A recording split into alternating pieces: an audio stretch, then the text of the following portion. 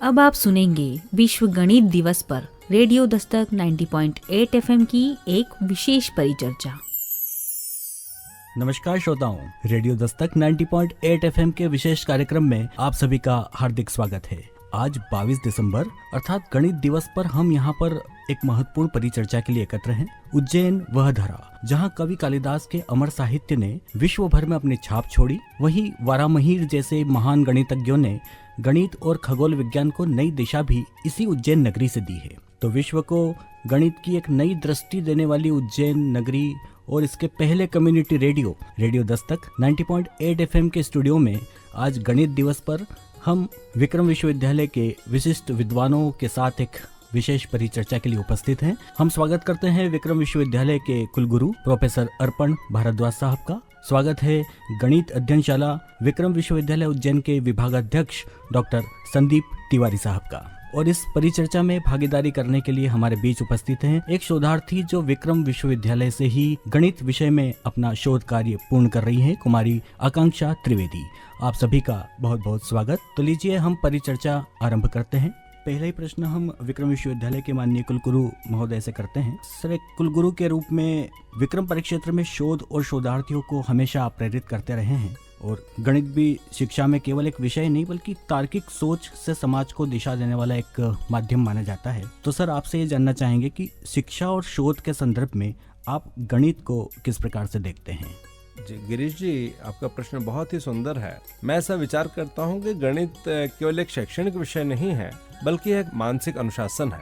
यह हमें न केवल तर्कपूर्ण सोच बल्कि जीवन की जटिल समस्याओं को सुलझाने का कौशल देता है। शिक्षा में गणित का योगदान, चाहे वह विज्ञान हो, इंजीनियरिंग हो या अर्थशास्त्र, हर जगह व्यापक। अब तो यह बायोलॉजिकल साइंसेज में भी हमको दिखाई देता है।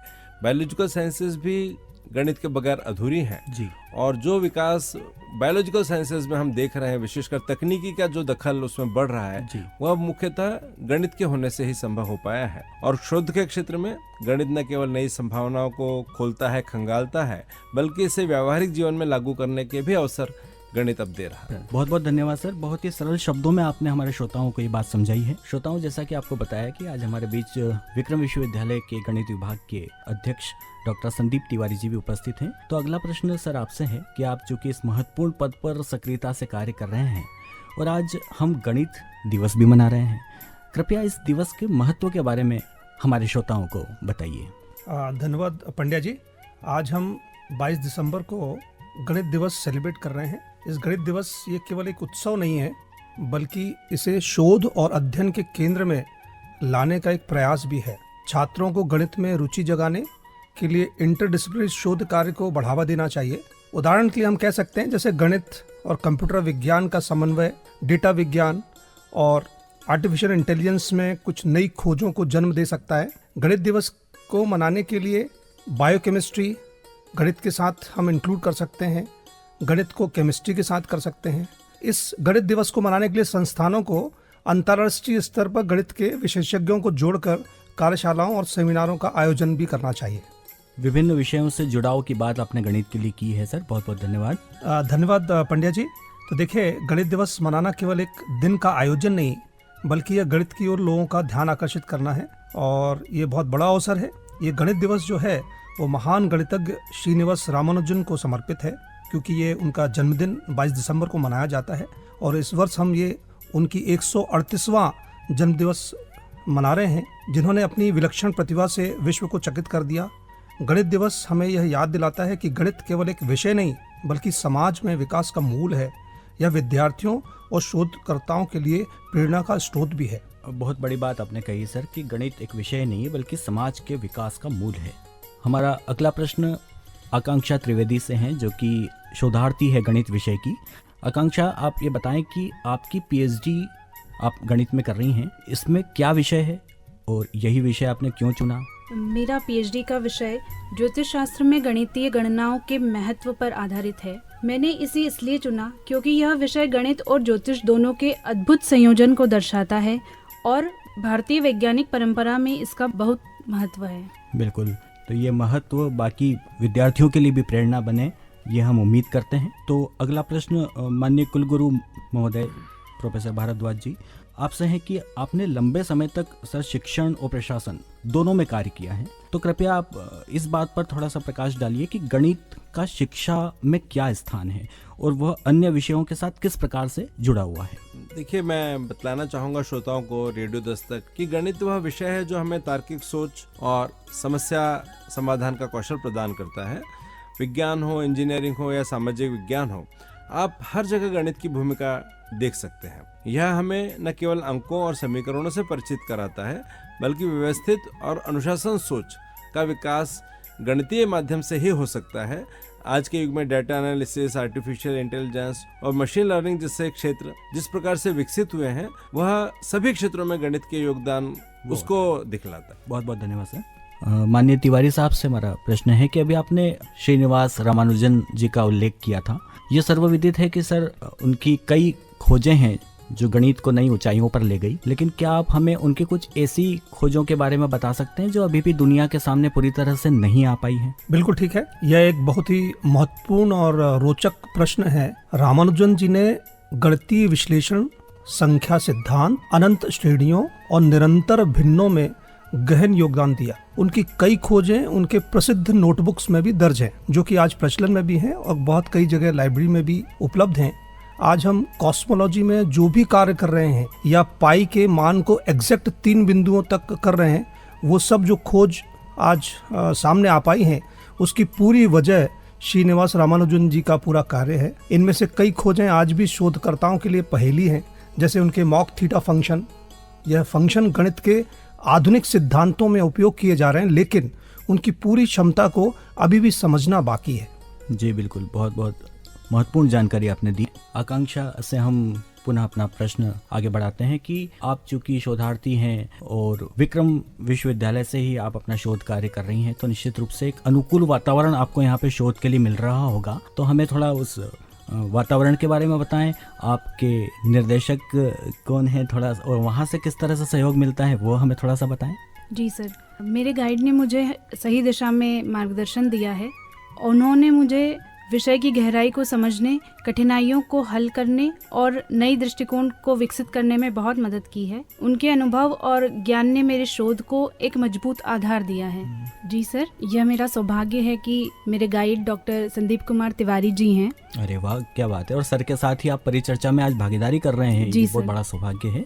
जी, और सर ने मुझे सही दिशा में मार्गदर्शन दिया है। उन्होंने मुझे विषय की गहराई को समझने, कठिनाइयों को हल करने और नई दृष्टिकोण विकसित करने में बहुत मदद की है। उनके अनुभव और ज्ञान ने मेरे शोध को एक मजबूत आधार दिया है। चलिए, क्या बात है। तो निश्चित रूप से बाकी विद्यार्थियों के लिए भी प्रेरक रहेगा। पुनः हम जानना चाहेंगे कुलगुरु महोदय से कि गणित जैसे विषय को अधिक रोचक और जीवन से संबंधित बनाने के लिए सर आप क्या सुझाव हमारे श्रोताओं को देना चाहेंगे? देखिए, ये गणित जो है वैसे तो बहुत रोचक विषय है और जिसको इसमें रुचि होती है वह गणित में ही डूबा रहता है। जी, अन्य विषयों के प्रति उसकी आसक्ति बहुत कम हो जाती है, ऐसा मेरा अनुभव रहा है इतने लंबे शैक्षणिक जीवन में। बिल्कुल। फिर भी मैं ऐसा महसूस करता हूं कि अब गणित की प्रयोगशालाएं भी बहुत प्रचलन में है। मैटलैब नाम के सॉफ्टवेयर उपलब्ध हैं जो कि गणित को भी एक प्रयोगशाला विषय के रूप में स्थापित करते हैं। ये भी एक एक्सपेरिमेंटल विषय होता चला जा रहा है और इसको अगर हम एक एक्सपेरिमेंटल सब्जेक्ट के रूप में रखेंगे इसको, तो हम पाएंगे कि व्यावहारिक जीवन के कई उदाहरण से हम इसको जोड़ पाएंगे किस प्रकार यह व्यावहारिक जीवन में उपयुक्त है। जी, टेक्नोलॉजी का उपयोग जैसे कि ग्राफिक्स और एनिमेशन इसे बहुत आकर्षक बनाते हैं और छात्रों को गणित के व्यावहारिक पहलुओं से हमें परिचित कराना चाहिए, उससे उन्हें जोड़ना चाहिए। जैसे डाटा एनालिसिस एक नया क्षेत्र अभी उभर रहा है, जी, इसी प्रकार से क्रिप्टोग्राफी है, मशीन लर्निंग है, जिसमें विद्यार्थी अपना भविष्य देखते हैं। जी, जी, उनके सपने इन क्षेत्रों में उन्हें साकार होते दिखाई देते हैं। जी। तो मुझे लगता है कि अगर हम इसको जो रोचक पहलू है गणित के, उसको अधिकाधिक छात्रों तक, अधिकाधिक युवाओं तक, समाज तक अधिकाधिक ले जाए, तो यह शायद बहुत ही रोचक विषय बन पड़ेगा। जी, जी, बहुत बहुत धन्यवाद सर। माननीय तिवारी जी से हमारा प्रश्न है कि वराहमिहिर जैसे महान गणितज्ञों की भूमि उज्जैन रही है। सर, क्या आप गणितीय परंपरा को पुनर्जीवित करने के लिए हमारे श्रोताओं को कुछ सुझाव देंगे? बिल्कुल जी, उज्जैन में गणितीय परंपरा को पुनर्जीवित करने के लिए हमें स्थानीय गणितज्ञों के योगदान को बढ़ावा देना चाहिए। जैसे गणितीय संग्रहालय और शैक्षणिक संस्थाओं में इन परंपराओं को दर्शाने वाले केंद्र स्थापित किए जाने चाहिए। छात्रों को इस परंपरा से जोड़ने के लिए गणितीय प्रतियोगिताओं, कार्यशालाओं और प्राचीन भारतीय ग्रंथों पर शोध प्रबंध लिखने के लिए प्रेरित किया जा सकता है, जिससे कि इस परंपरा को पुनर्जीवित किया जा सके। जी, बहुत ही महत्वपूर्ण बातें आपने बताई हैं। पुनः हम अगला प्रश्न माननीय कुलगुरु महोदय से। सर, आप भी चूंकि रसायन विज्ञान के एक विशेषज्ञ प्राध्यापक रहे हैं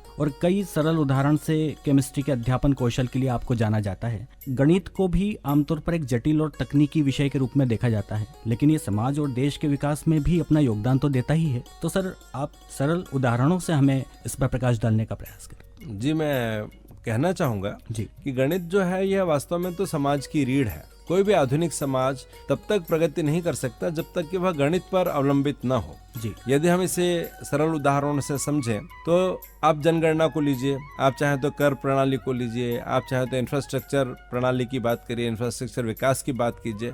इन सभी कामों में गणितीय सिद्धांतों का व्यापक उपयोग होता है। तकनीकी क्षेत्र में डाटा एनालिसिस और मशीन लर्निंग जैसे विषय जो हैं, मैंने अभी पूर्व में भी आपको बताया कि ये समाज की संरचना और उसकी जरूरतों को बेहतर तरीके से समझने में मदद करते हैं। जिस प्रकार का विज्ञान अभी विकसित हो रहा है और तकनीकी का कौशल अभी विकसित हो रहा है, उसमें गणित की भूमिका निरंतर बढ़ती जा रही है और यह बहुत ही उपयोगी विषय समाज के लिए है। और गणित का उपयोग योजनाओं को प्रभावी और व्यावहारिक बनाता है, जिससे समाज और देश का विकास संभव हो पाता है। बहुत बहुत धन्यवाद सर। चूंकि इस महत्वपूर्ण सुझाव के बाद हमें लगता है कि आकांक्षा जैसे विद्यार्थी और होंगे जो गणित को चुनेंगे और गणित में अपना शोध कार्य भी करेंगे।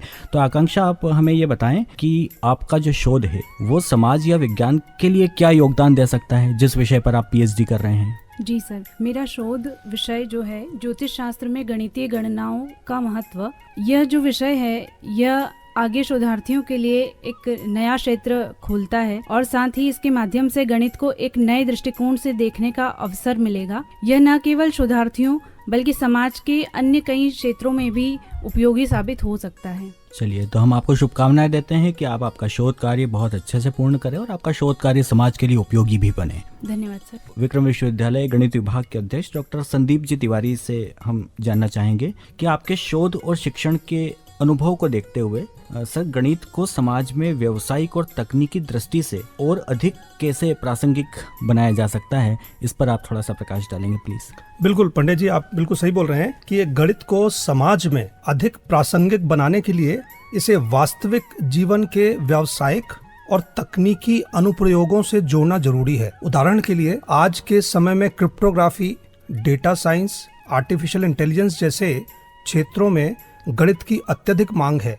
यदि छात्र और शोधकर्ता इन विषयों में विशेषज्ञता हासिल करें तो न केवल इनकी रोजगार की संभावनाएं बढ़ेंगी, बल्कि ये समाज और तकनीकी प्रगति में भी योगदान देगा। कार्यशालाओं, परियोजनाओं के माध्यम से छात्रों को इन क्षेत्रों में प्रशिक्षित किया जा सकता है। जी, बहुत ही खास और अच्छी जानकारी आपने दी है और महत्वपूर्ण सुझाव आपने दिए हैं। बहुत बहुत धन्यवाद सर। तो सर, आपसे ही हम ये जानना चाहेंगे, क्योंकि एक गणित के प्राध्यापक के रूप में मेरे मन में भी एक प्रश्न है, एक पीड़ा भी है कि गणित के अध्यापन और शोध की बात हम जरूर आज कर रहे हैं, किंतु जिस प्रकार से गणित की bachelor degree, bachelor of science अर्थात बीएससी गणित में प्रवेश लेने की प्रवृत्ति विद्यार्थियों में घटी है, तो क्या ये भविष्य में गणित के शिक्षण या शोध के लिए गंभीर चुनौती नहीं बनेगी? ये आपसे थोड़ा सा जानना चाहेंगे सर। देखिए, आपने एक बहुत ही गंभीर और प्रासंगिक प्रश्न उठाया है। ये वर्तमान में सच भी है, क्योंकि बीएससी में विशेष रूप से गणित में विद्यार्थियों की रुचि तो कम तो हो रही है। इसकी मुख्य वजह आज के विद्यार्थियों का व्यावसायिक पाठ्यक्रमों की ओर झुकाव भी है।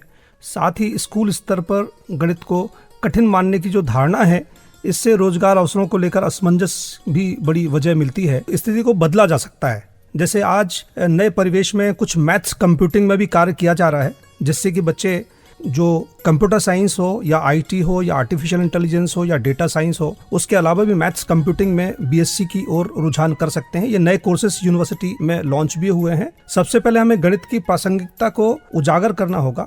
आर्टिफिशियल इंटेलिजेंस, मशीन लर्निंग और डेटा एनालिसिस जैसे क्षेत्रों की इसकी महत्वपूर्ण भूमिका है। दूसरा, शिक्षण पद्धतियों में बदलाव कर इसे रोचक और प्रायोगिक बनाया जा सकता है। डिजिटल उपकरणों और तकनीकों का उपयोग इसमें बहुत सहायक हो सकता है जी। और जो तीसरा है वो ये है कि छात्रों को ये भी बताना आवश्यक है कि गणित में कैरियर कितना व्यापक है।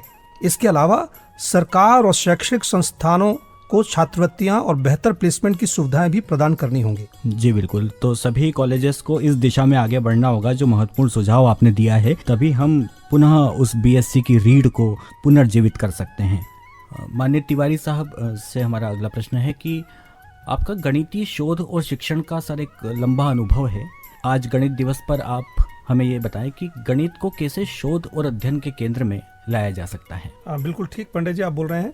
ये गणित दिवस तो एक उत्सव तो है ही, और इसे शोध और अध्ययन के केंद्र में लाने का एक प्रयास भी है, क्योंकि ये जब हम गणित दिवस मनाते हैं तो छात्रों में वे विभिन्न शंकाओं के हों, विभिन्न विषयों के हों, उनमें कम से कम ये तो पता चलता है कि हमें गणित को अन्य विषयों के साथ कैसे कोरिलेट करना है। छात्रों को गणित में रुचि जगाने के लिए कुछ हमें ऐसे शोध कार्यों को बढ़ावा भी देना चाहिए। उदाहरण के लिए हम कह सकते हैं कि जैसे गणित है, कंप्यूटर विज्ञान के साथ डेटा विज्ञान को और साथ में आर्टिफिशियल विज्ञान के साथ में नई खोजों को हम एक नया जन्म दे सकते हैं। कुछ संस्थान ऐसा भी कार्य कर सकते हैं कि कोई अंतर्राष्ट्रीय स्तर पर या राष्ट्रीय स्तर पर गणित के विशेषज्ञों को जोड़कर कार्यशालाओं को और सेमिनारों का आयोजन भी कर सकते हैं। जी बिल्कुल, इसीलिए हमने देखा है कि आपके रहते हुए भी उस विभाग में निरंतर कार्यशालाएं होती है और आप गणित के प्रचार और प्रसार में निरंतर अपनी भूमिका निभा रहे हैं। तो इस प्रकार हमारी जो चर्चा है वो अब समापन की ओर है। हम माननीय कुलगुरु प्रोफेसर अर्पण भारद्वाज सर आपसे जानना चाहते हैं कि गणित को बढ़ावा देने के लिए आप कोई संदेश आज इस अवसर पर प्रदान करें। जरूर। राष्ट्रीय गणित दिवस जैसा कि हम सभी जानते हैं भारतीय गौरव का भी दिवस है, भारतीय ज्ञान परंपरा के गौरव का दिवस है। रामानुजन जी की जन्म जयंती मनाकर हम इसे गणित दिवस के रूप में सेलिब्रेट करते हैं। तो मैं यही कहना चाहूंगा कि गणित केवल एक विषय नहीं है, बल्कि यह जीवन को समझने और उसे व्यवस्थित करने का एक तरीका है। इसे अपनाने से न केवल व्यक्तिगत विकास होता है, बल्कि समाज और देश की भी व्यवस्थित और वांछित प्रगति होती है। मैं सभी विद्यार्थियों से और समाज से यह कहना चाहूंगा कि वे गणित के महत्व को समझें और इसे अधिकाधिक प्रयोग में लाने का प्रयास करें, जिससे कि जीवन की जटिलताएं भी सरल हो सके। बहुत ही महत्वपूर्ण संदेश आपने हमारे श्रोताओं को दिया है, बहुत बहुत धन्यवाद सर। इसी क्रम में हम माननीय डॉक्टर संदीप जी तिवारी सर से भी अनुरोध करते हैं कि वे इस खास दिवस पर, गणित दिवस पर, अपना महत्वपूर्ण संदेश सभी श्रोताओं को दें। जी, गणित को डरने की कुछ ऐसा जरूरत नहीं है, उसको समझने का सभी लोग प्रयास करें। यह जीवन को सरल और सृजनात्मक बनाता है। जैसे हमारे वेदों में बताया भी गया है कि गण्यते संख्यायते तद्गणितम तत्प्रतिपादकत्वेन तत्संगम शास्त्रम उच्यते। जो परिकलन करता है और गिनता है वह गणित है, तथा वह विज्ञान जो इसका आधार है वह भी गणित है। और हमारे वेदों में यह भी कहा गया है कि जैसे वेद और शास्त्रों में जो गणित को स्थान दिया गया है वो बिल्कुल वैसा ही है जैसे मोर के सिर पर कलंगी होती है और नागों के सिर पर मणि होती है। यथा शिखा मयूराणाम नागानाम मणियो यथा तद वेदांग शास्त्राणाम गणितम मूग्नि वर्तते। धन्यवाद। बहुत बहुत धन्यवाद सर। गणित को डरने का नहीं बल्कि समझने का एक विषय हमें सिद्ध करना होगा, ये महत्वपूर्ण संदेश आपने दिया है। आज की इस रोचक और ज्ञानवर्धक परिचर्चा में हमने शिक्षा, अनुसंधान और जीवन के विभिन्न पहलुओं में गणित के महत्व पर प्रकाश डाला। वास्तव में गणित भले ही जटिल हो, किंतु इस जटिलता को अभ्यास और समझ से दूर किया जा सकता है। तभी तो जब हम भोजन करते हैं तो अनजाने में पाइथागोरस प्रमेय का उपयोग कैसे कर लेते हैं ये हमें पता ही नहीं चलता। हमारा शरीर एक समकोण त्रिभुज की अवस्था में है। पीठ से सिर तक त्रिभुज का लंब, सिर से थाली तक कर्ण और थाली से बैठक तक आधार। तो पाइथागोरस प्रमेय के कैलकुलेशन के बाद भोजन का कोड जब हमारे मुंह तक पहुंचता है तो हमें लगता है किसी प्रमेय को जानने के लिए उसकी परिभाषा का आना आवश्यक नहीं है, बल्कि उसका व्यवहारिक उपयोग करते आना अधिक आवश्यक है। तो आज गणित दिवस पर इस प्रेरक चर्चा को हम यहीं पर विराम देते हैं। मैं प्रोफेसर अर्पण भारद्वाज साहब, जो कि कुलगुरु हैं विक्रम विश्वविद्यालय उज्जैन के, उनका आभार व्यक्त करता हूँ डॉक्टर संदीप जी तिवारी, विक्रम विश्वविद्यालय गणित विभाग के अध्यक्ष महोदय का। आपने अपना महत्वपूर्ण समय दिया। आभार व्यक्त करते हैं एक होनहार और प्रतिभावान शोधार्थी आकांक्षा त्रिवेदी का। निश्चित ही ये परिचर्चा रेडियो दस्तक 90.8 FM के सभी श्रोताओं के लिए बहुत ही रोचक और ज्ञानवर्धक रही होगी। इसी उम्मीद के साथ सभी को नमस्कार। आप सुनते रहिए रेडियो दस्तक 90.8 FM। सुनेगा उज्जैन, बढ़ेगा उज्जैन। अभी आपने सुनी विश्व गणित दिवस पर रेडियो दस्तक 90.8 FM की ओर से एक विशेष परिचर्चा।